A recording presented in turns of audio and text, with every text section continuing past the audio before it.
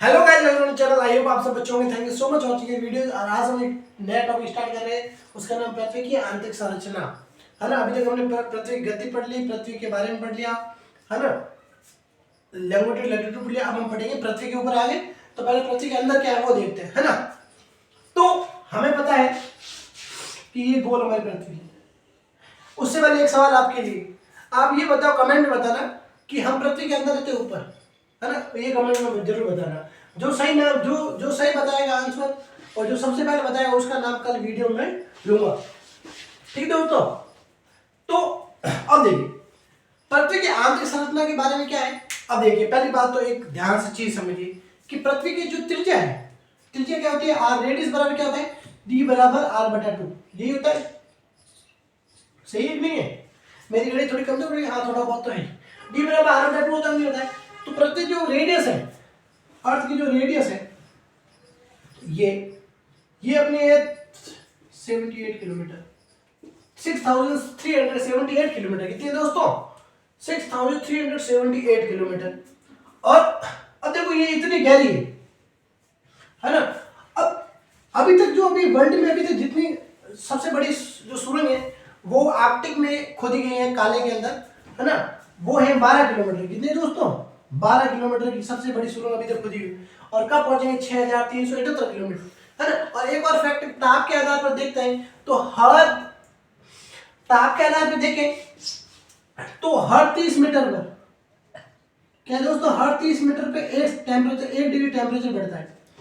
अब इसके भी आप अगर देखेंगे तो 10 किलोमीटर जाएंगे तो वहां तो अपने भस्म हो जाएगी, इतनी प्रोड्यूस हो जाएगी, है ना। तो ये पॉसिबल नहीं है। लेकिन अतार्किक परमाणु के आधार पर भी हम क्या है, कुछ ऐसे टॉपिक, कुछ ऐसे परमाणु दिए गए जिनके आधार पर हम क्या है आंतरिक संरचना को अच्छे से समझ सकते हैं। तो उनके बारे में समझते हैं। सबसे पहले ये टेबल बना लेना काफी इंपॉर्टेंट है। तो मैं यहां लिख देता हूं प्रमाण या स्रोत, है ना, प्रमाण या स्रोत।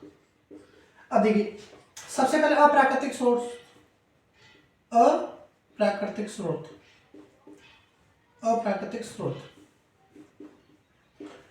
अब देखो अप्राकृतिक सोर्स में क्या है, इसमें 3 है। सबसे पहले घनत्व, क्या है दोस्तों, घनत्व। घनत्व के आधार पर स्रोत, फिर ताप, है ना, सॉरी दाब के आधार पर, फिर ताप। इसमें ये इंपॉर्टेंट है, ये इतना इंपॉर्टेंट नहीं है, ठीक है दोस्तों। लेकिन तो भी हमें फिर है, ये हो गया इसका, ये फर्स्ट। सेकंड है पृथ्वी की उत्पत्ति के आधार पर, पृथ्वी की उत्पत्ति के आधार पर, उत्पत्ति के आधार पर इसको समझेंगे क्या है इसमें। ये भी ज्यादा मतलब तार्किक नहीं है, लेकिन हाँ एक कल्पना है। थर्ड में है वो है प्राकृतिक स्रोत। क्या है, प्राकृतिक स्रोत। अब इसमें क्या है, सबसे पहले ये ज्वालामुखी स्रोत के आधार पर, ज्वालामुखी के आधार पर। फिर है उल्का पिंड, उल्का पिंड के आधार पर। फिर है भूकंप की तरंगें।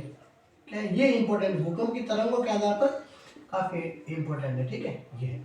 तो सबसे पहले ये टेबल बना लो, इसके भी आप हम क्या है पूरा प्रमाण को समझेंगे।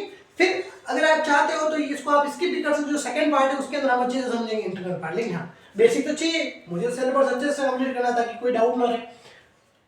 अब देखो ये तीनों आपने टेबल बना लिए अच्छे से। अगर टेबल बना लो तो फिर हम शुरू करेंगे सबसे पहले घनत्व। किसके बारे में डिस्कस करेंगे दोस्तों, घनत्व के बारे में। किसके बारे में, घनत्व के बारे में।